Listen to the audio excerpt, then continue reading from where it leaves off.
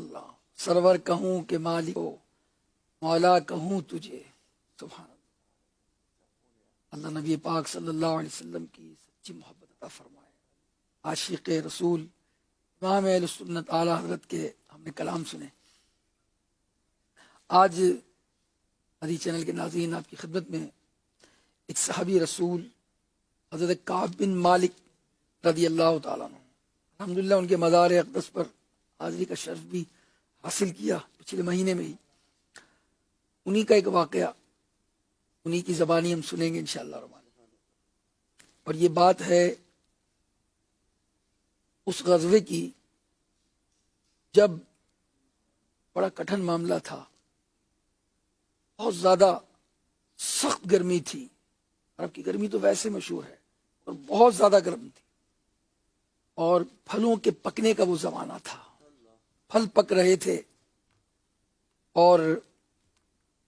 اس وقت غزوہ تبوک کا معاملہ پیش آیا۔ نبی پاک صلی اللہ تعالی علیہ وسلم کے صحابی حضرت کعب بن مالک کہتے ہیں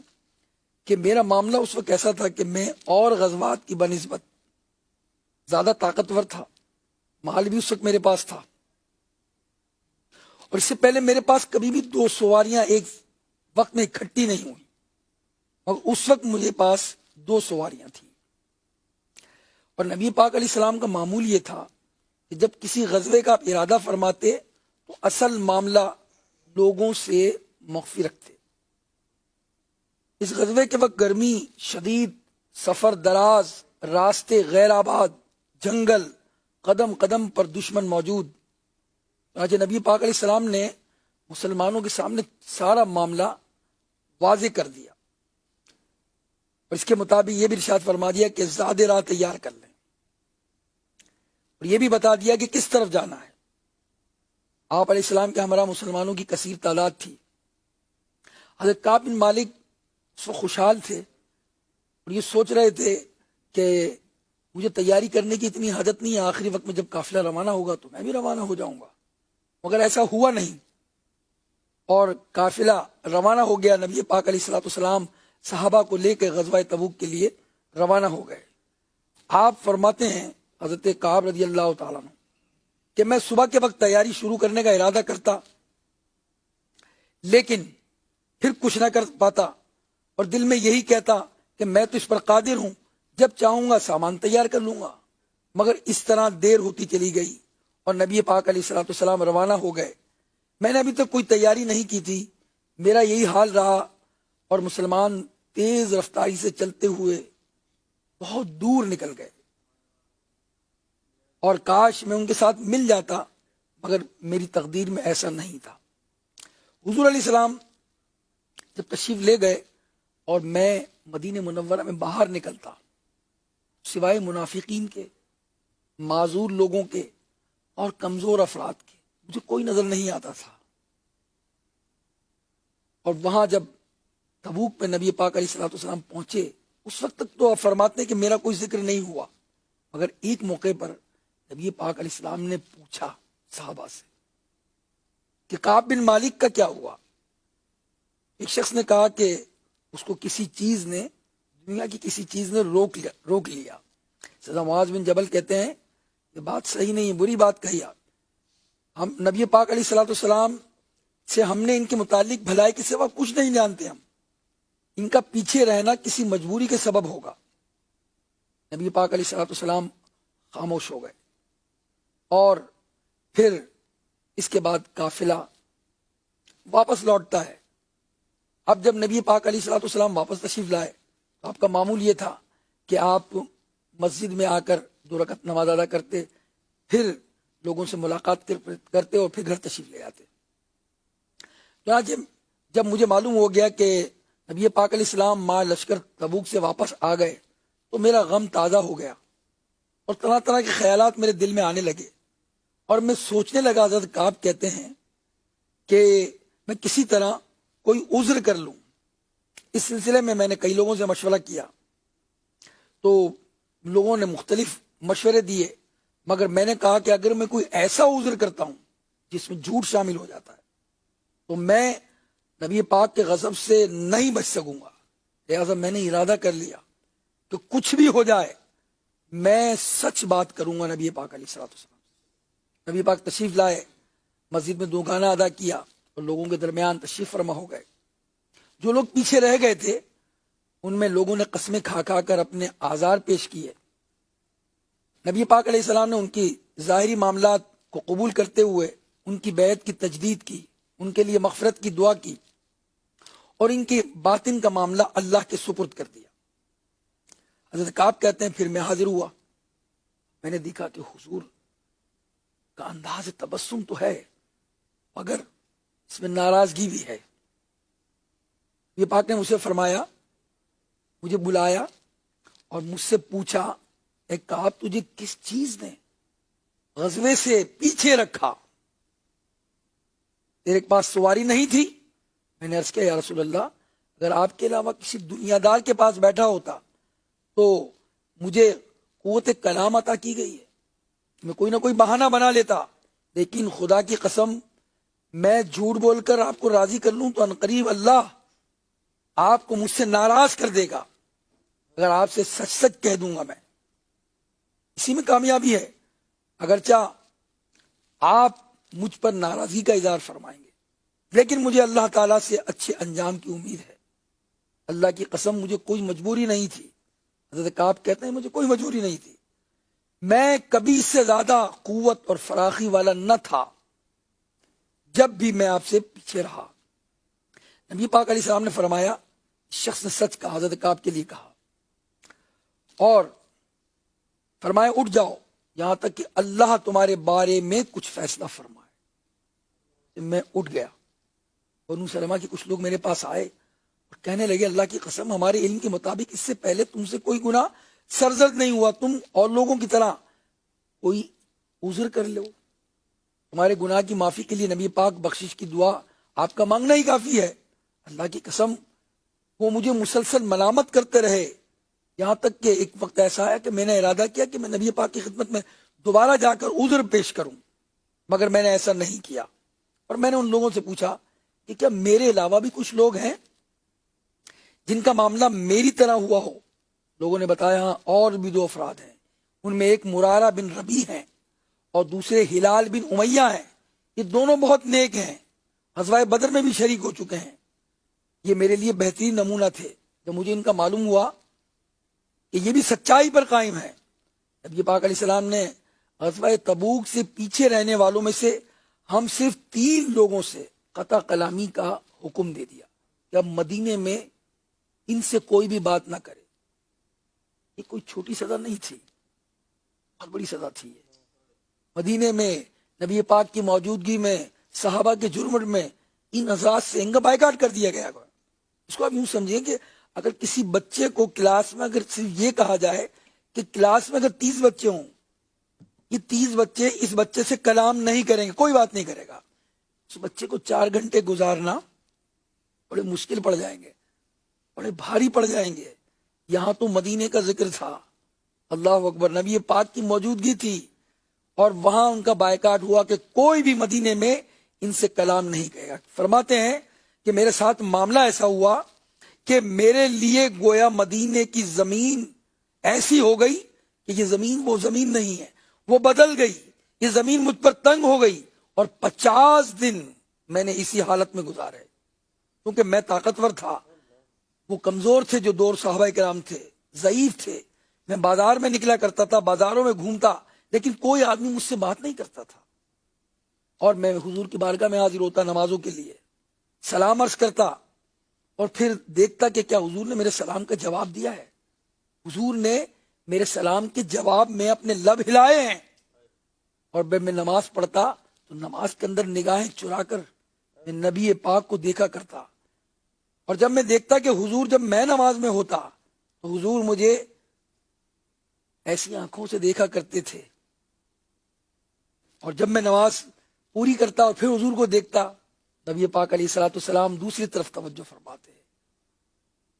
اور کلام نہ کرتے، یہاں تک کہ ایک دن ایسا ہوا کہ مجھ پر بےتابی غالب آ گئی، کوئی نہ مدینے میں مجھ سے بات کر رہا ہے، نہ نبی پاک علیہ السلام مجھ سے گفتگو کر رہے ہیں۔ آپ کے چچا زاد بھائی ابو قتادہ جن کا گھر آپ سے ملا ہوا تھا، آپ کہتے کہ میں نے اپنی وہ دیوار کو پھلانگ لیا، ان کی دیوار کو اور میری دیوار کے درمیان وہ دیوار تھی جو میں نے وہ پھلانگی، اور ابو قتادہ کے پاس پہنچ گیا جو مجھے بہت محبوب تھے۔ میں نے ان کو سلام کیا، ابو قتادہ نے کوئی جواب نہیں دیا۔ میں نے کہا ابو قتادہ، خدا کی قسم دے کر تم سے پوچھتا ہوں، کیا تم مجھے نہیں جانتے؟ میں اللہ اور اس کے رسول سے محبت کرتا ہوں۔ وہ خاموش رہے۔ میں نے دوبارہ قسم دی، کیا ابو قتادہ بتاؤ اللہ کی قسم، کیا میں اللہ اور رسول سے محبت نہیں کرتا؟ حضرت ابو قتادہ کہنے لگے واللہ عالم ورسولہ عالم، کہ سن کر حضرت کعب بن مالک کہتے ہیں میری آنکھوں میں آنسو آ گئے اور میں واپس لوٹ آیا۔ حضرت کعب فرماتے ہیں ایک دن میں مدینے کے بازار سے گزر رہا تھا کہ ملک شام کا ایک کسان جو غلہ بیچنے آیا تھا وہ میرا پتہ کر رہا تھا، اور اس نے مجھے ڈھونڈتے ہوئے میرے پاس آیا اور مجھے ایک خط دیا، اور وہ شاہ غسان کا خط تھا۔ اس میں لکھا تھا کہ ہمیں معلوم ہوا ہے کہ تمہارے صاحب نے،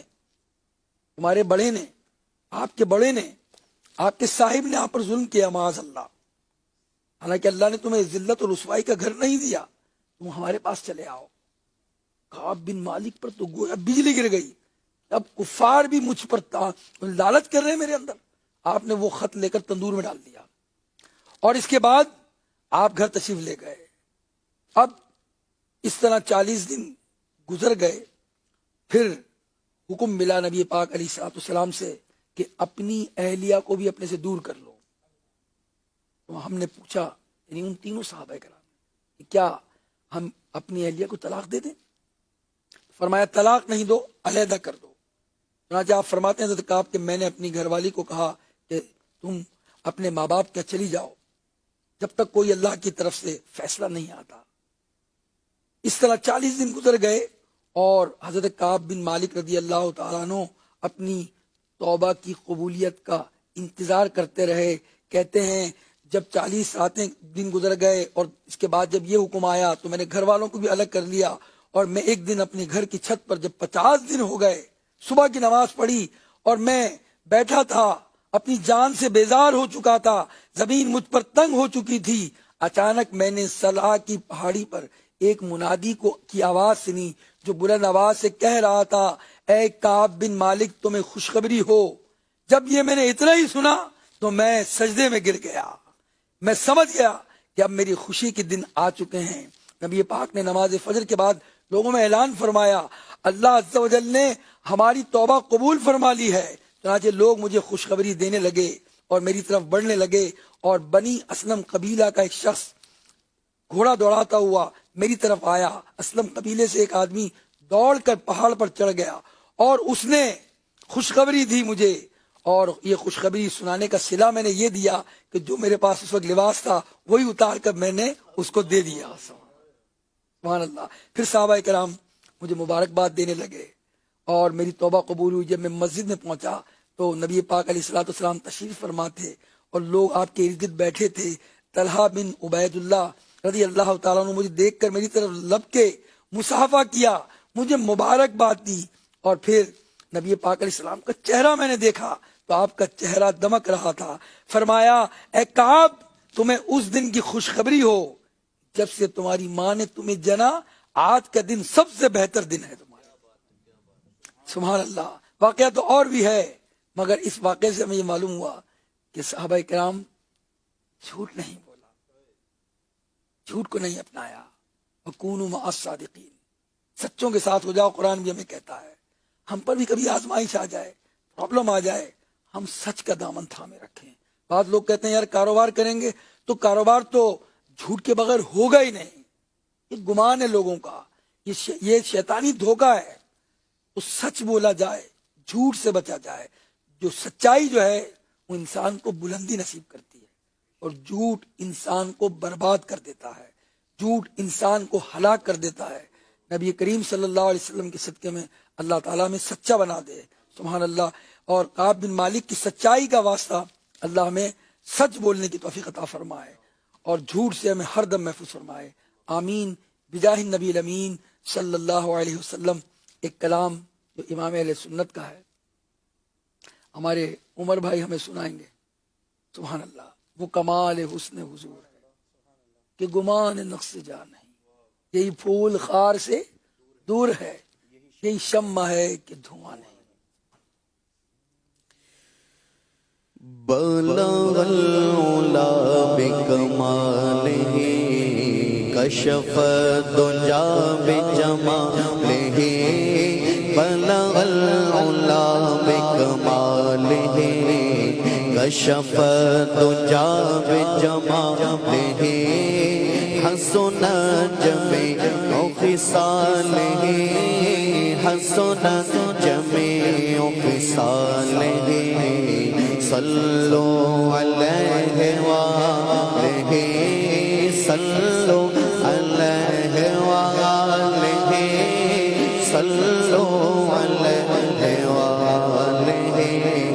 صلو علیہ وآلہ، صلو علیہ وآلہ، صلو علیہ وآلہ، صلو علیہ وآلہ۔ وہ کمال حسن حضور ہے کہ گمان نقص جہاں نہیں، وہ کمال حسن حضور ہے کہ گمان نقص جہاں نہیں، وہ کمال حسن حضور ہے کہ گمان نقص جہاں نہیں، یہی پھول خار سے دور ہے، یہی پھول خار سے دور ہے، یہی پھول خار سے دور ہے، یہی شمع ہے کہ دھواں نہیں، صلو علیہ وآلہ، صلو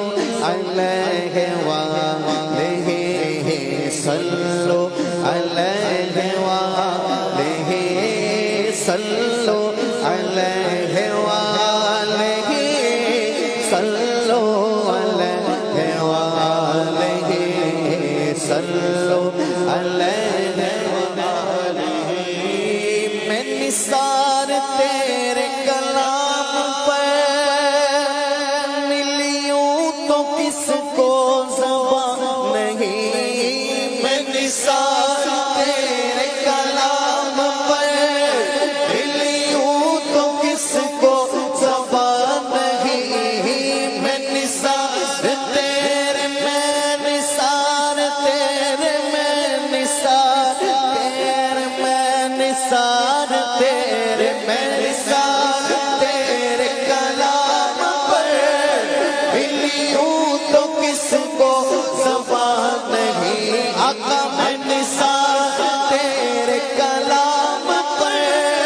ملیوں تو کس کو زبان نہیں، وہ سخن ہے جس میں سخن نہ ہو، وہ سخن ہے جس میں سخن نہ ہو، وہ سخن ہے جس میں سخن نہ ہو، وہ بیان ہے جس کا بیان نہیں، صلو علیہ وآلہ، صلو علیہ وآلہ، صلو علیہ وآلہ، صلو علیہ وآلہ۔ سبحان اللہ، سبحان اللہ۔ وہ سخن ہے جس میں سخن نہ ہو، جس کا بیان نہیں، تیرے آگے یوں ہے دبے لچے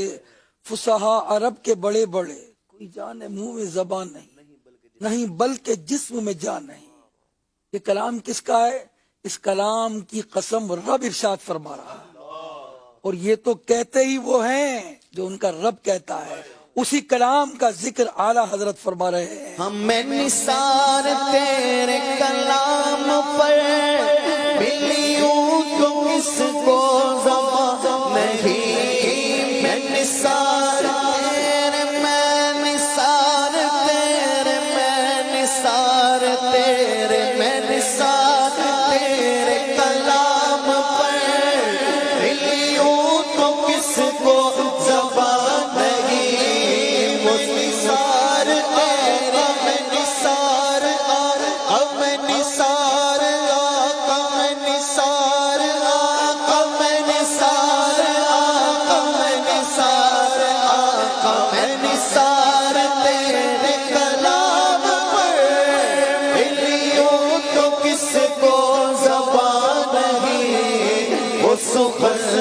جس میں سخن نہ ہو، وہ سخن ہے جس میں سخن نہ ہو، وہ سخن ہے جس میں سخن نہ ہو، وہ پایا ہے جس کا بیان نہیں، تیرے آگے یوں ہے طویل نچے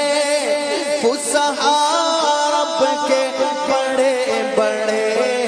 تیرے آگے یوں، تیرے آگے یوں، تیرے آگے یوں، تیرے آگے یوں، تیرے آگے یوں ہے طویل نچے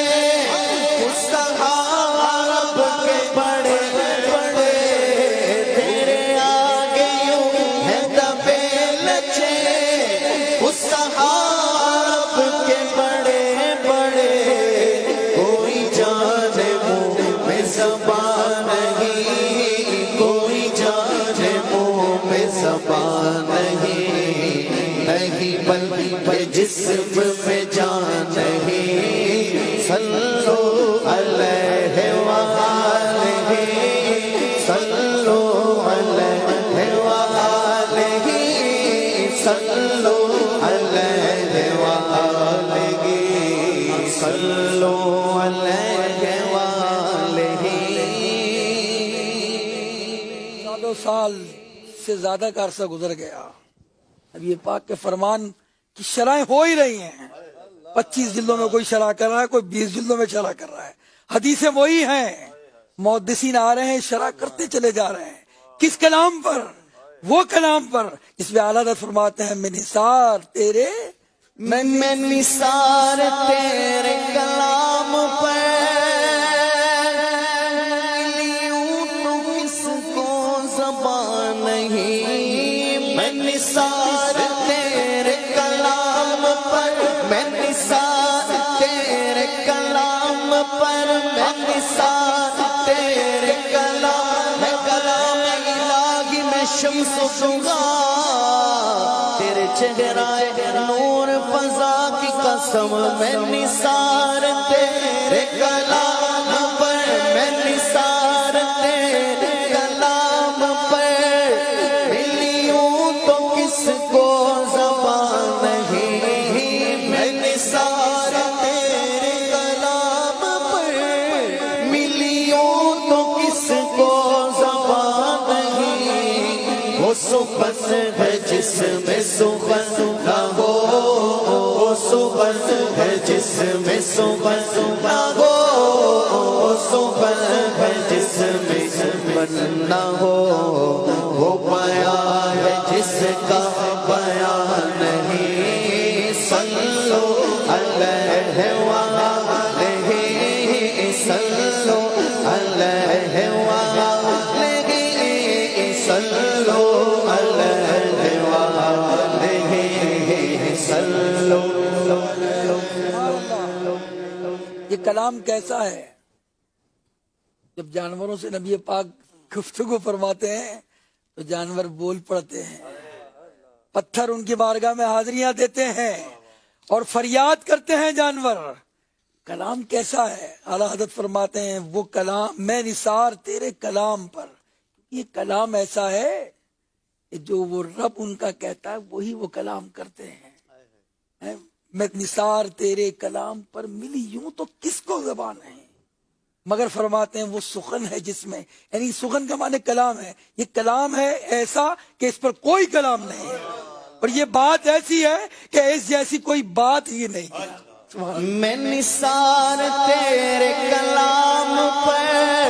ملیوں تو کس کو زبان نہیں، میں نثار تیرے، میں نثار تیرے، میں نثار تیرے، میں نثار تیرے، میں نثار تیرے کلام پر، ملیوں تو کس کو زبان نہیں، وہ سخن ہے جس میں سخن نہ ہو، وہ سخن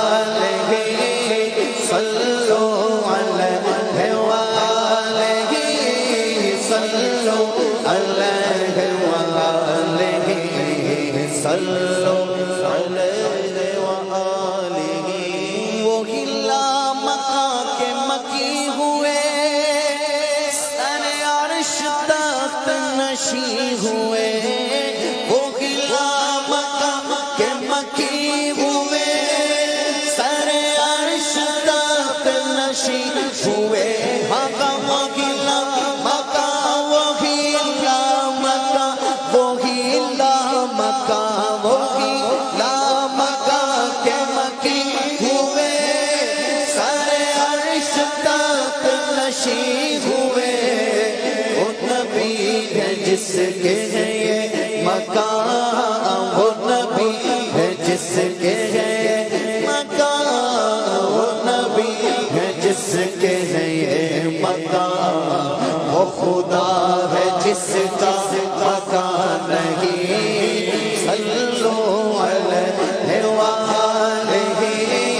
صلو علیہ وآلہ، صلو علیہ وآلہ، صلو علیہ وآلہ۔ کروں تیرے نام پہ جا فدا، نہ بس ایک جا دو جہاں فدا، کروں تیرے نام پہ جا فدا، نہ بس ایک جا دو جہاں فدا، کروں تیرے نام، کروں تیرے نام، کروں تیرے نام، کروں تیرے نام، کروں تیرے نام، کروں تیرے نام پہ جا فدا،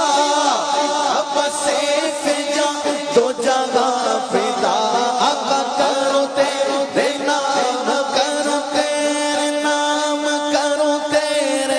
نام، کروں تیرے نام، کروں تیرے نام پہ جا فدا، نہ بس ایک جا دو جگہ فدا، دو جگہ سے بھی نہیں جی بھرا،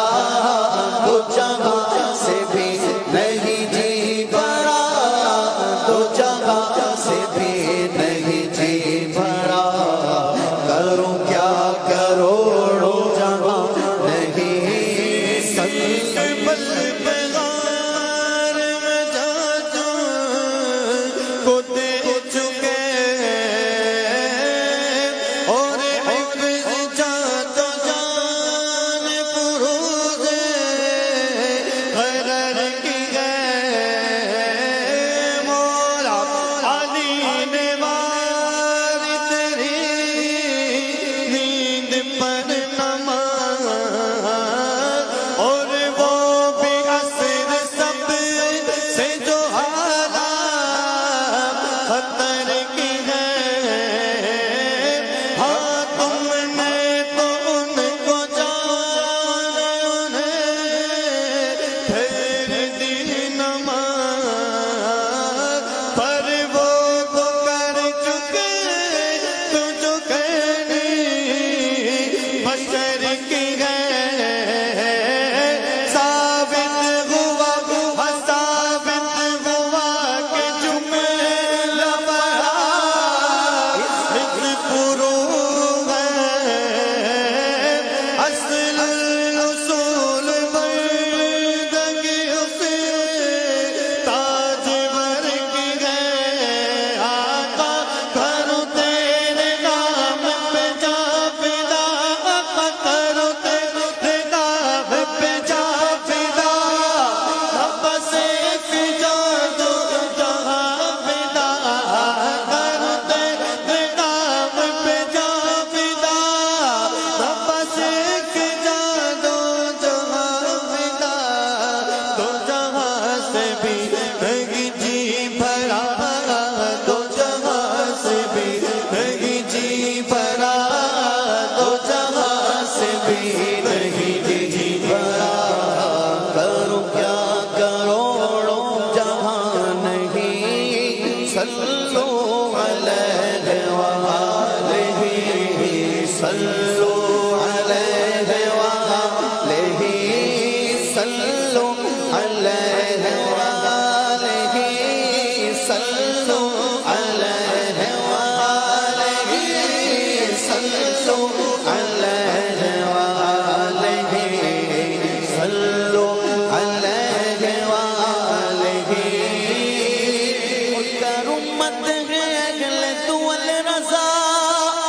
پڑے اس بلا میں میری پناہ، کروں مت ہے اگل دول رضا، پڑے اس بلا میں میری بلا، میں گدا ہوں اپنے کریم